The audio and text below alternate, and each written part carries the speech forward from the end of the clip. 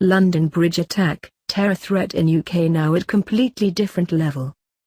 Metropolitan Police warns that new strategy to stop jihadi terrorism is needed involving police, MI5, communities and tech companies.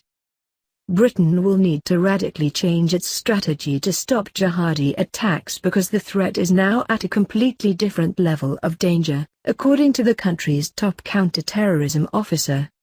Mark Rowley, the Metropolitan Police Assistant Commissioner, said the changes could cover police, MI5, communities, technology companies, the law and other policies. Rowley outlined his blueprint as police admitted that Karim Shahzad Butt, the London Bridge attacker pictured in a football shirt with a hoax suicide bomb belt, had been investigated in 2015 but ruled out as a potential terrorist attacker.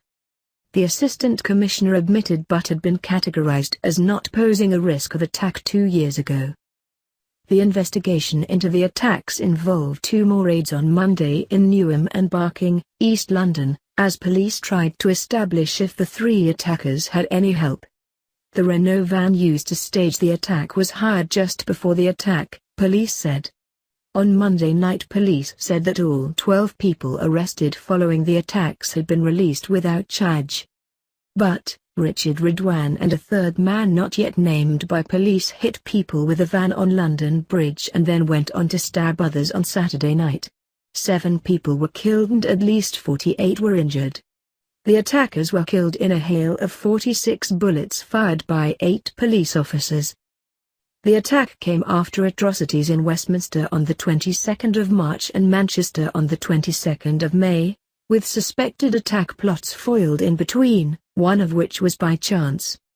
Rowley said, "In 9 weeks, we've had 5 plots foiled and 3 successful attacks. That is completely different to anything we have seen for a long time. As the Prime Minister has indicated, we're going to need to do some things differently. We're going to have to think again about the next iteration of our police and security service model, which has constantly had to innovate over many decades." He said of Butt, "We will probably discover information on covert communications that were not in our knowledge that if we had access to those communications it may have changed our judgment." At a press briefing with questions mounting about what the authorities knew, Rowley said, Karim Shahzad Butt was known to the police and MI5.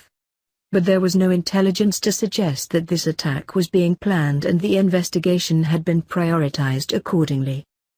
Counter-terrorism sources have been warning of an increasing workload since 2014 following the rise of Islamic State and its declaration of a caliphate which 900 Britons are believed to have traveled to.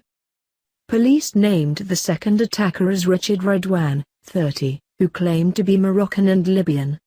He was not known to police and MI5 before the attack on Saturday. The third attacker has not been named. Butt is reported to have associated with Al-Muhajiroun, the banned extremist group whose leader Anjem Choudary has been linked to the recruitment of more than 100 British terrorism suspects. He featured in a Channel 4 documentary about British jihadis and was thrown out of a mosque in Barking for repeatedly challenging the imam. Rowley said he had seen nothing to suggest mistakes were made in assessing the danger Butt posed in 2015, despite a member of the public complaining about him to the anti-terrorism hotline.